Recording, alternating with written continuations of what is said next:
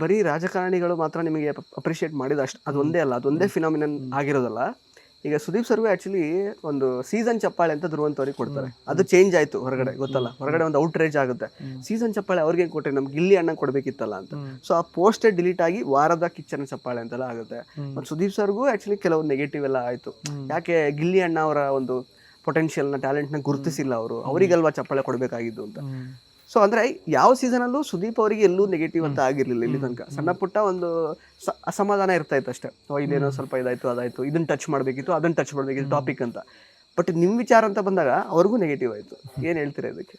ಅದು ನಮ್ಮ ಸುದೀಪಣ್ಣ ನಾವು ಸಖತ್ ಇಷ್ಟಪಡ್ತೀವಿ. ನಾವು ನಮ್ಮ ಅಂದರೆ ಅವ್ರು ಬಂದು ವಾರ ವಾರ ಕರೆಕ್ಷನ್ ಮಾಡಿಲ್ಲ ಅಂದಿದ್ರೆ ಅಷ್ಟು ಅಲ್ಲಿ ಗಂಟೆ ಬದುಕು ಆ ಕರೆಕ್ಷನ್ ನಾವು ಮಾಡಿಕೊಂಡು ಅವ್ರು ಬಂದು ನಿಮ್ಮ ತಪ್ಪನ್ನ ಹೇಳಿ, ನೀನು ಇಲ್ಲಿ ತಪ್ಪು ಮಾಡ್ತಾ ಇದೀಯಾ ತಿದ್ಕೊ ಅಂತ ಹೇಳಿ ಅದನ್ನ ನಾವು ಕರೆಕ್ಟ್ ಮಾಡ್ಕೊಂಡೆ ಮುಂದಕ್ಕೆ ಹೋಗ್ತಿದ್ವಿ. ಈಗ ಒಂದು ವಾರ ಸುದೀಪಣ್ಣ ಬಂದೇ ಇರಲಿಲ್ಲ, ಎಲ್ರಿಗೂ ಕನ್ಫ್ಯೂಷನ್ ಸ್ಟಾರ್ಟ್ ಆಗ್ಬಿಟ್ಟಿತ್ತು.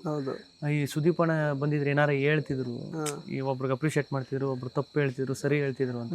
ಈಗ ಅವರೇ ಎಲ್ಲರೂ ಕರ್ಕೊಂಡೋಗೋರು, ಆ ತಪ್ಪುಗಳನ್ನೆಲ್ಲ ತಿದ್ದಿ ಕರ್ಕೊಂಡೋಗೋರು. ಅದು ತಪ್ಪೋಣ ಸುದೀಪಣ್ಣನ್ಗೆ ಆ ಥರ ಎಲ್ಲ ಕರೆಕ್ಟಾಗಿ ಹೇಳ್ಬಿಡಿ ನಿಮ್ಮ ಫ್ಯಾನ್ಸಿಗೆ.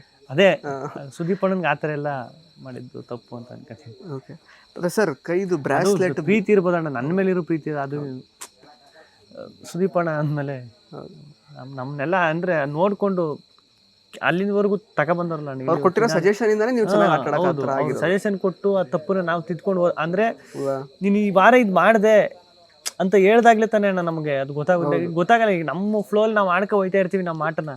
ಸುದೀಪಣ್ಣ ವೀಕೆಂಡಲ್ಲಿ ಬಂದು ಅದು ತಿದ್ದಿದಾಗಲೇ ಅದು ನೆಕ್ಸ್ಟ್ ವಾರ ತಿದ್ಕೊಂಡು ಹೋದಾಗಲೇ ನೆಕ್ಸ್ಟ್ ವಾರ ಸೇವ್ ಆಗೋಕ್ಕೆ ಸಾಧ್ಯ, ಆಟ ಚೆನ್ನಾಗಿ ಆಗೋಕ್ಕೆ ಸಾಧ್ಯ. ಇಂಟ್ರೆಸ್ಟಿಂಗ್ ಮತ್ತು ಇನ್ಫಾರ್ಮೇಟಿವ್ ವಿಡಿಯೋಗಳನ್ನ ಮಿಸ್ ಮಾಡ್ಕೋಬೇಡಿ, ಈಗಲೇ ಸಬ್ಸ್ಕ್ರೈಬ್ ಮಾಡಿ.